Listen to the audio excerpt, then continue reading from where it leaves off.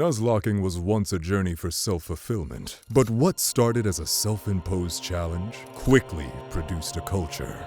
This culture, built on passion, competition, and fire. And with the release of every new Romhack, a race to finish first commenced. Emerald Kaizo, Vintage White, Run and Bun. Pokemon Stonked Platinum. I hosted a $1,000 Nuzlocke race competition in a new Romhack made by one of my moderators, Stonked, and we created our own unique rule set called the Checkerslocke. It was basically a standard hardcore Nuzlocke, but with a couple of fun twists. The idea of the Checkerslocke is to base some Nuzlocke rules off of the tabletop classic. Similar to crossing the entire board in checkers, each Pokemon would only be allowed to evolve if it came to a gym battle. Every Pokemon was relying on the King's Rock to evolve as an evolution stone, so no Pokemon would evolve otherwise. Also, there are 24 pieces on a checkerboard. We let that dictate how many total encounters each player was allowed to have. And as one final rule unrelated to checkers, no competitor would be allowed to remove their starter from their party. So Cleffa, Tailo, and Ghastly were stuck there. Wait, who are these guys? Demons that no longer have evolution lines. These guys were gonna serve an Ash's Pikachu role, thwarting giants with their tiny mighty power. Real quick shout for my guy Moxie, who helped organize this entire event and streamed a whole bunch of hours on Twitch to make it happen. Go subscribe to him on YouTube. He does a really good job with all of his stuff. Now, this competition was open to anyone and everyone, but 5 competitors would stand out above the rest on their quest to win the gold. Tyrone, Drew, Munnet, Runnin, and Magnatics. These guys were Nuzlocke professionals, and when the red tape was cut to the new Romhack, they were off and running. Each Nuzlocker had buckets of experience, so it was no surprise when they each chose the same starter, Ghastly. Ghastly in this game was buffed quite a bit. It still couldn't take a hit, but by outspeeding everything with a buffed special attack, that was only gonna matter so much. Not to mention its cool new ability, Technician. Sure, Levitate was great and Ghastly still had it 50% of the time, but when you can't take a hit without dying to crit anyways, a little extra damage output is always nice. And for a while, things were neck and neck, but one individual took a lead early. Chapter 1, Bully Ball. Magnatics. Using Ghastly to blitz the Stonked Plat early game, he was the first to find a custom designed battle, the Steb and Bober Interviewers. Now that fight was hard for an early game fight. A double battle with Metronome Munchlax and Huge Power Azu as the openers. It was refreshing to see that Mag had it all under control, relying on Ghastly to do major damage and asking the Crawdon he was able to access early by bringing it to Rourke and getting that evolution to alternate between protecting and attacking. Mag dropped Azu and Misdreavus, but then Huge Power Mawile took the floor. He could risk Ghastly and do damage hoping Mawile attacked Crawdon, but there was a crucial rule he was thinking about that I have yet to mention. If your starter dies, the run is over. Anything else can faint, but the death of Ghastly would be the death of the entire run. So Mag got Ghastly the heck out of there, and Crabhammer crit sent Mawile packing. And Crawdon would do that for the rest of the fight as well, KOing the remaining 2 and moving Mag on. Mag's lead was growing, but that wasn't the full story. To level the playing field, there were time limits on this race. With only 8 hours allowed per day, many of the other contestants were logging offline in between sessions to preserve their hours while they planned,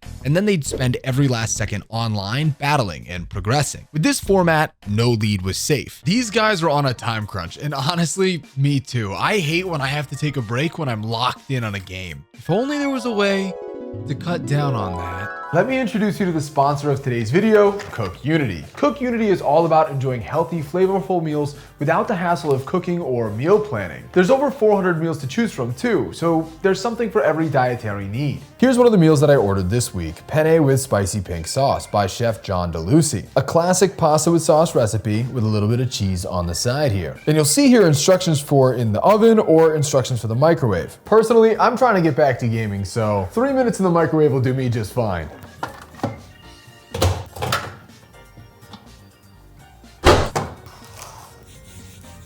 And as you can see, this looks delicious. And it tastes just as good as it looks. Try it for yourself. Go to the link in the description now to try Cook Unity and get 50% off your first order of chef-made meals delivered fresh to your door. Again, all you have to do to get 50% off your first order is click on the link in the description. Thank you to Cook Unity for sponsoring this video. Let's get back into the action. Now, Mag was encroaching on the first bounty trainer. These trainers were huge difficulty spikes that you could take on before their respective gym leaders, Gardania, Maylene, and Candace. Each trainer was named after a contributor to the hack and rewarded competitors with various rewards. The first person to clear any given bounty would be awarded $50, as well as receive an in-game gift Pokemon that was pretty good. In a game where you could only get 24 encounters, these guys might be helpful. And Mag's fight went pretty rough. I watched this Rotom Heat smash Overheat into Mawile, and Moxie and I thought he was toast. But he lived, and then he died the next turn. But that said, the death of Mawile meant Rotom Heat was now super weak in the special attacking department after multiple Overheat drops. Mag picked up Celebi from the first bounty trainer STONKED and took his $50 and moved forward. Tyrone and Runnin, while definitely still behind, were closing the gap by reaching Eterna City themselves. Both of them, in the interest of saving time, logged off to scheme while Mag dove into Gardania. Now, you'll notice Mag rocking a Houndoom here. This Houndoom was designed specifically to help counter this fight, and Mag was taking advantage. Each player was guaranteed a Houndour instead of the classic Eevee gift from your mom in Twin Leaf. Bring Houndour to Rourke, and you have a pretty sick counter to Gardania in hand going into this fight. Now, it wasn't flawless. Breloom threatened Doom, so a pivot to Ghastly was super nice, and he opted to roll with Gyarados for Roserade, which was brave, but it worked. Ghastly was sludge swept the rest of the fight, and Mag won, and he was the first to 2 badges. Tyrone and Runnin were technically in second and third place, but Tyrone was 30 minutes behind and Runnin an hour. How and when were they going to make up that ground? I mean, it didn't matter to Mag, who was not looking in the rearview mirror. Aaron was merely a pushover to him, and Mag once again rolled a gym leader, this time Fantina, by utilizing Houndoom and making quick decisions to make his way through, with Crawdaunt delivering the final blow. In a good place, it was time to head over to Maylene. Little did Mag know the challenges that awaited him ahead. Chapter 2, The Double Decade Dynasty. Welcome to the Mod House. Who runs the Mod House? Well, the mods. Just like my Twitch channel, it's not democratic at all, it's tyranny in this house. And who calls the shots exactly? The mods. I just back what they say. Stonked Plat created a gauntlet of some pretty tough fights, and the task was simple. Defeat all 4 moderators with the same 6 Pokemon, or reset the entire run. Don't worry, each of them only have 4 to 5 Pokemon. The only issue is that these are all weather-induced double battles. Both Sand and Hail will slowly drain your HP over the course of their battles, and double battles are notoriously hectic for Nuzlockers. It had to be all-out offense, and if you don't believe me, just ask Mag, who was the first to tackle this house. Up against Politoed and Scizor in the rain fight, Mag navigated his way through as best as he could, and I would argue by the look on his face that he was pretty devastated when Torterra passed away, especially as the gauntlet had a couple fights to go. But even with the loss, Mag powered through the Sun and Sand fights using Ghastly, Bastodon, Gyarados, and Houndoom. His box was thinner, but Mag was a winner. They call me the poetry guy. But this was a slowing point where many players got jumbled together. Sure, Mag still had a lead technically, but Tyrone was right there, as were Runnin and Munnet all of a sudden. Tyrone lost Shiftry and Charizard on his way through, but Runnin made it the full way deathless. It was Munnet, however, who would suffer the most unfortunate fate, falling victim to Psychic from Espeon, hitting his Ghastly, and punching him back to the start of the race. Time and time again, we watched players hit a wall at this gauntlet. Terra wiped, Kaya wiped. It was just Magnetics, Tyrone, Runnin, and Drew that made up the entire list of players who had managed to take a run beyond the Great Mod Wall. And those 4 were neck and neck, with Mag holding an ever so slight edge. Chapter 3, Transition of Power.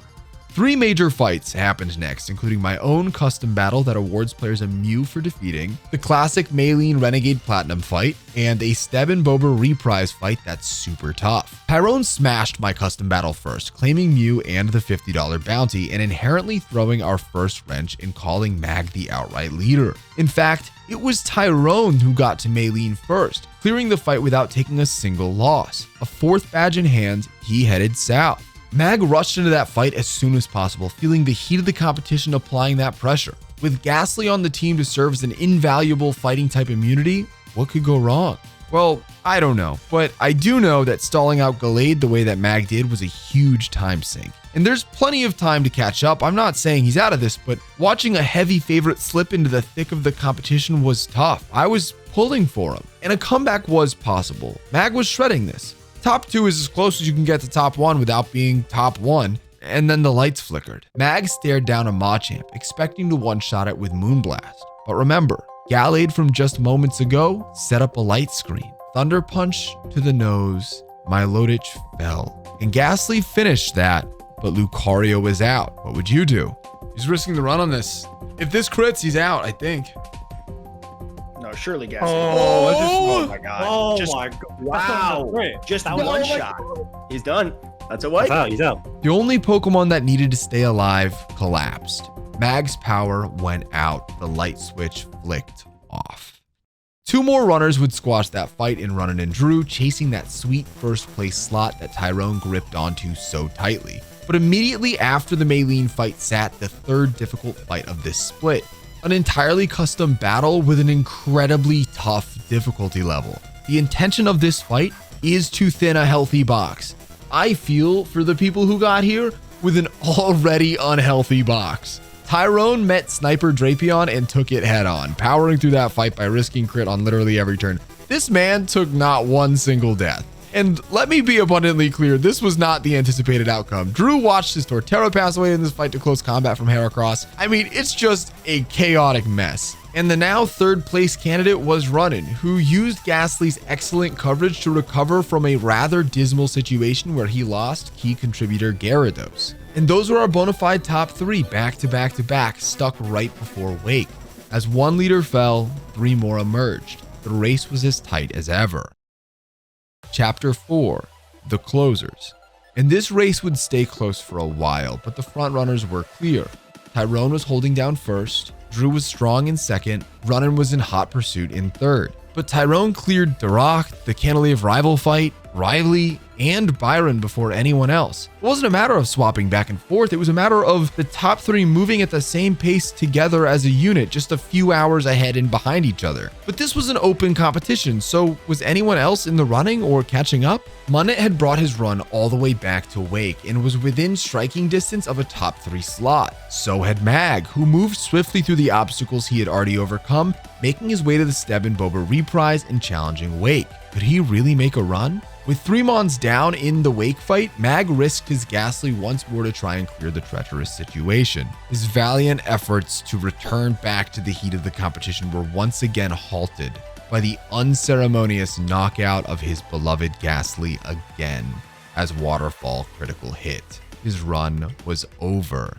And quietly, ever so quietly, a run was brewing from a late entrant by the name of Safety Man 420. Safety started quite a bit after everyone else, but was on pace with Munnet's second run, just a gym leader behind the leaders of the race. He certainly wasn't the favorite right now, but I'm a sucker for an underdog. Tyrone hit the slopes, as did Runnin, then Drew, who gently flip-flopped second and third place, and before anyone took on Candace, Munnet and Safety had also closed in on the snowy arena. There were 5 real candidates to win this race now, and a sizable gap between them and anyone else involved in the competition. No one else was past the Mod House. Barring catastrophe, these guys were going to be our closers. Chapter 5, The Stretch. There were no major problems against Candace, nor any of the icy area at all. The next time that issues arose was in the Team Galactic hideout. All 5 closers met in Veilstone for that Galactic hideout throwdown at the same time. I decided to measure the standings of our competitors based on when they started their fights with Cyrus. Tyrone took on Cyrus first, then Drew, and before Runnin could take a stab, Munnet jumped him and sent the fight guns blazing. I was right on everyone's ass too. Like I'd finally caught up. Oh Yeah. my god. 5 finalists turned to 4 as Runnin took on the next fight and Safety right after. Once done, it was time for all 4 of them to take on the infamous 12v12 Ren Platt Spear Pillar tag battle. Tyrone and Drew reached the summit around the same time, with Drew only a couple minutes behind. Tyrone wrapped his fight up and plunged into the Distortion world. Runnin started his throwdown with the 12v12 while Drew was still in his, closing the gap just a little bit. These games are so long, and the idea that this race could be this close this late is crazy. And this is entirely discounting that the underdog that survived Cyrus in Safety Man was taking on the 12v12 at the same time as well. This comeback was of epic proportions. In the Distortion world, Tyrone took on Cyrus first, stopping the double legendary fight and starting the single battle. His Ghastly checked Crobat, his own Crobat checked Honchkrow, Dugtrio, who I never see do anything in Nuzlocke, so this was fun, beat Magnezone, and then he sent Ghastly in on a Stone Edge Gyarados, who missed? If that had hit and crit, it was over. Gyarados rocked Houndoom, and Milo brought Weavile down to Sash before a Swords Dance forced Tyrone to sacrifice a Pokemon. In his case, he chose his Crobat, so he could capitalize the fight off with a Ghastly victory. For the others, I had to crank open the triple-sided multi-twitch to watch absolute bananas. Drew was moving the fastest, seeming to have planned this section of the game the best, but did sacrifice his Mismagius en route to getting out of that battle. Only Runnin and Safety were left in the Cyrus fight, so the fight for third was going to come down to efficiency. Both ended up having Ghastly up against the Honchkrow at the same time, but Safety sent in Omastar to figure it out, while as Runnin switched to Mence, who was immediately dropped to 10 HP. Runnin cleared the rest of that fight with his Mawile, and Safety used some really fun tech to get through this final Mon, bullet punching to break Weavile's Sash and taking physical damage as Scizor died to proc his Jaboka Berry, which did the final bit of damage, and Safety was through. That's an insane play. Chapter 6, Steb and Bober. All 4 contestants sprinted to Sunyshore, where they found maybe the hardest fight in the entire game, a 6v6 double battle against Steb and Bober one final time. And with Tyrone's slight edge, he was the one to make it here first. And the double intimidate opener was whatever, but the rest of the fight was going to be disgusting. Tyrone toughed out Staraptor and used Gyarados' Ice Fang to drop Salamence quite a bit. And the reward for making Rotisserie Staraptor was Darkrai. Holy crap. It's okay, Tyrone had equipped the Chesto Berry to deal with Hypnosis and managed to dodge the Iron Head flinch so Milo could Moonblast the brutal Dark type. 2 Mons down on the right side, Gyarados swashed Salamence, and we had the privilege of a double sendout. Welcome in Garchomp and Drapion, and both of them smashed Swords Dance at the same time. And then Milo critical hit the Garchomp, and then Gyarados missed Ice Fang and ruined the whole thing as Swords Dance Sniper Drapion was just sitting on the floor there. Have you ever seen a Dugtrio survive a Helping Hand boosted Swords Dance boosted physical attack? Now you have. And then Dugtrio critical hit the Drapion. Just insane luck paved the way for a deathless Steb and Bober fight for Tyrone. Now, I am going to cover what was an oversight in the hack that's now fixed if anyone decides to try this hack out for themselves. But Drew took advantage of Pelipper's relearn moveset being a little broken in real time. The world saw its first ever Will-O-Wisp Pelipper. It halved Mence's attack because of burn. You can't even be that mad because he hit through Rock Slide flinch and the mere 85% chance to connect anyways. I mean, straight up, the play was horrible, but it worked, so I guess it was good. I don't know. But hey, speed is the name of the game here, so sometimes the first path you find to success is the one you have to go with. We then watched Drew fling 90% accurate Meteor Mashes, and it was a thing of beauty. I love my high-rolling king. He then let Pelipper get nuked on purpose, which is hilarious. Meanwhile, Runnin had also started to take on this fight, moving about as fast as anyone could. Only a few turns behind Drew, he finished the fight like Tyrone without taking a single loss. Hey guys, where's Safety? Chapter 7, Shot Clock Violation. At the end of the day, contestants were held back by the amount of hours they were allowed to play the game in a given day.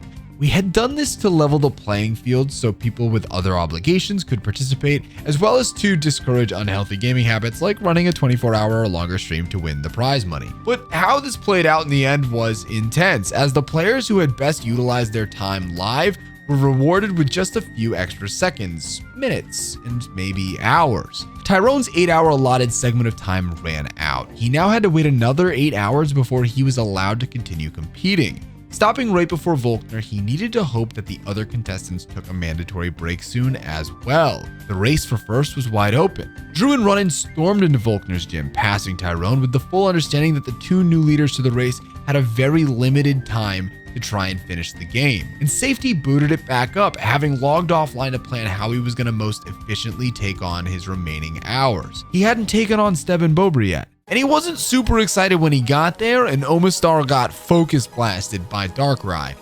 Nor was he excited that he was now staring down a +4 sniper Drapion and his Torterra was now asleep. He tried to blizzard both opponents with his Suicune, but Darkrai dodged it. That said, it did freeze the boosted Drapion, which was super clutch. And then Darkrai put Suicune to sleep as well, and then it nasty plotted. My God. Things were looking pretty grim. What was he even gonna do here? I mean, he played to his outs, I guess. Milo got in to hopefully clear Darkrai as Suicune fired off another blizzard once it woke up. This time it connected with Darkrai and froze that guy as well. But what goes up must come down as Drapion unthawed. Cross poisoned into Suicune. It lived? Switching into Torterra, Safety watched as the tree turtle collapsed. Milotic defeated Drapion and then Cresselia. What a catastrophic conclusion to an RNG brilliant fight. While all of this happened, Drew logged offline to scheme and run and readied for the 8th gym. He walked Mence in on a Shadow Ball Jolteon, which critical hit and did 60%, but Choice Scarf Mence with Earthquake was too much for the electric evolution. Steelix walled Luxray and a Jolteon sacrifice into Torterra allowed the tank to Woodhammer the Rotom into its grave. Rotom Heat versus Milo swung in Milo's favor as Mirror Coat delivered the goods for a tanky special defense Pokemon, and Focus Blast missed on the pivot back to Mence as it Earthquaked the mighty Mouse. Psychic Ghastly one-shot the fighting Electric Electivire, and officially Runnin had taken lead of the race. And with a race this close, he had to keep moving. But while Drew was offline planning, Safety was catching up, using a collaboration of Milo, Mamoswine, and Sceptile to rip the heart out of the core of Volkner's team. Safety let Graveler die to get Mamoswine in on Electivire for free, and used Shuckle's Gastro Acid to rid Rotom of Levitate before dropping a blistering Earthquake. Just a great fight from Safety Man 420, the latecomer underdog that had snatched second place. But while this fight concluded, two important things happened. First, Drew got back online and started up maybe the slowest Volkner fight of all time, opening with a crazy person Jolteon stall strategy using Captivate that promised to just kill one Pokemon. And second, maybe more importantly, Runnin ran out of time for the day. This vaulted Safety into first with Drew on his tail by just minutes. Wait, what's Drew doing in this Volkner fight? Is this what I think it is? I couldn't believe that I didn't sniff this out sooner. By dropping Jolteon's special attack all the way down and getting Mr. Mime in while Jolteon was out of Thunderbolts, Drew was able to set up nasty plots while the cat did little to no damage. And then he baton passed for a ghastly Gym 8 sweep. He sludge bombed everything.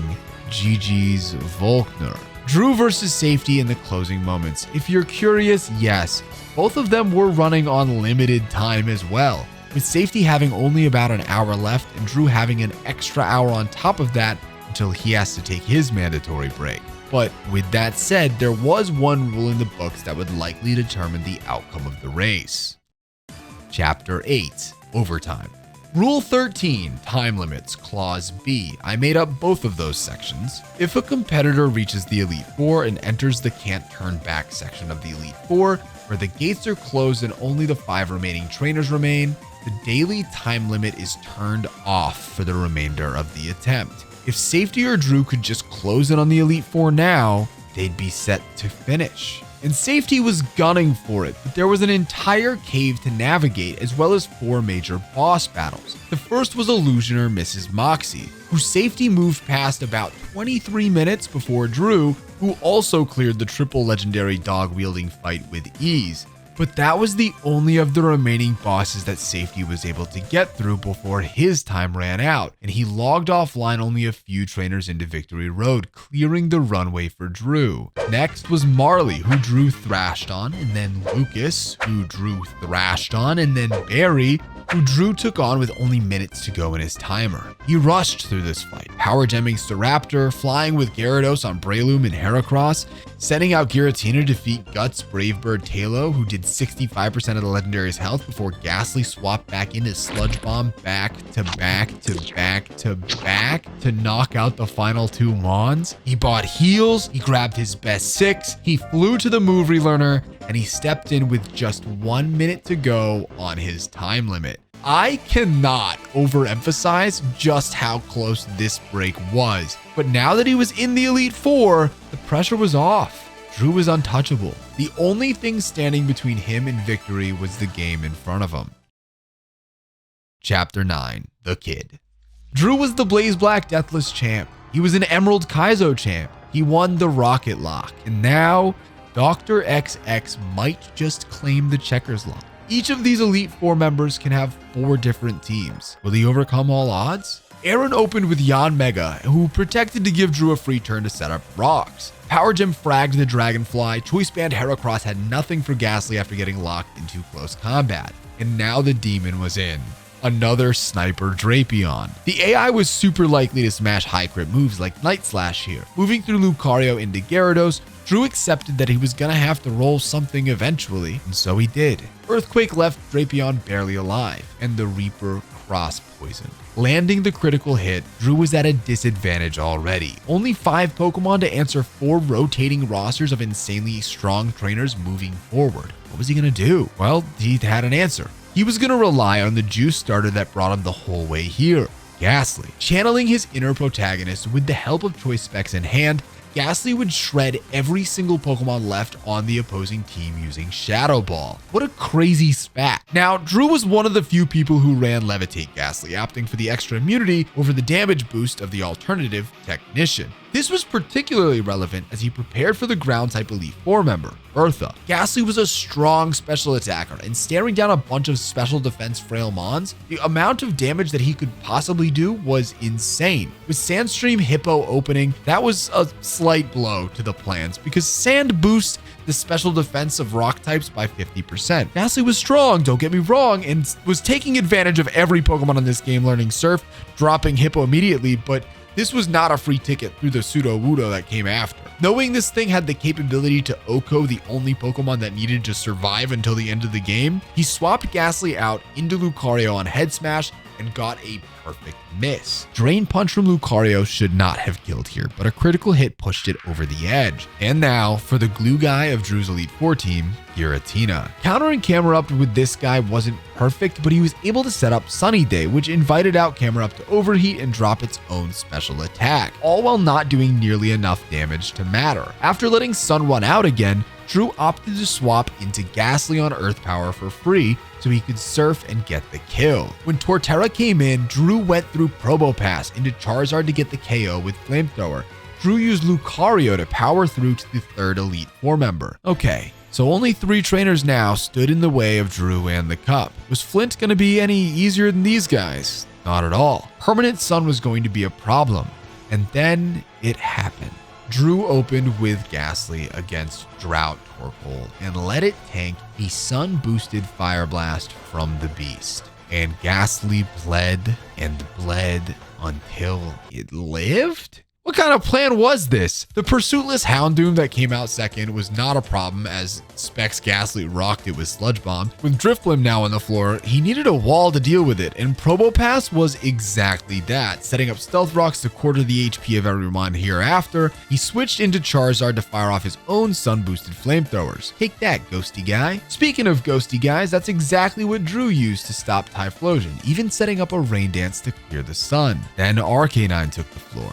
With Crunch, this matchup was kinda tough, but Charizard with Toxic made light work of the bulky puppy. With only Magmortar left, Drew sent in Giratina to wrap it all up. The strategy was clearly to abuse the bulk of the brilliant mons that were on his team, and specifically to use them to accentuate the brutal blows that the King Ghastly was slamming. And that's kinda exactly what happened with Lucian. With Focus Sash Alakazam out, Drew pivoted into Giratina to Shadow Ball it and break that sash, and then pivoted back into Ghastly on Aura Sphere, so the Titan would not demolish just 1, or 2, or 3, or 4, or 5, but all 6 of the Elite Four members' Pokemon with Shadow Ball. It was just the champion in his way. A 5 Pokemon Elite Four once felt like a death sentence, now felt like exactly what he needed. And remember, only 1 Pokemon needed to survive this fight, and it was the strongest one. Ghastly barraged the opener, and Lucario Meteor Mashed the following Spiritomb. All of this was good and well, but I'll be honest, the biggest threat here was 100% the Garchomp in the back that he had absolutely no counter to. Switching into Charizard on Lucario, a Dark Pulse crit dealt a ton of damage. This guy would have been in Blaze if it had it, Ghastly walked into a fighting move next and rocked Lucario with a Shadow Ball, sending it to the grave and inviting out Ampharos. Giratina was brought in to deal with this guy, who survived on exactly 4 HP as it defeated the almighty Ampharos. And she was here, the ultimate Cynthia bad guy. It was time for Giratina to go, as well as Charizard, who managed to Dragon Pulse the monster on his way out before succumbing to Stone Edge. Ghastly was back in, and Dazzling Gleam was a powerful drug in the demolition of the dino. Drew sacrificed Lucario next so Staraptor would take some damage and let Probopass finish out the job. And Probo did. The final Mon had fallen with only 2 of Drew's team alive. Down with Cynthia, up with the Drew Checkerslocke trophy. Congratulations to Drew, an insane victory. Shout out to our Patreon subscribers for making this video happen. Our VIP Plus subscribers, Grant, Chad, Tyler, Prita, Jeremy, Kiri, Victoria, and DJ. You guys are the best. Shout out to everybody who participated in this event. I'm really grateful. Thank you very much. I will see you guys in the next video. Bye.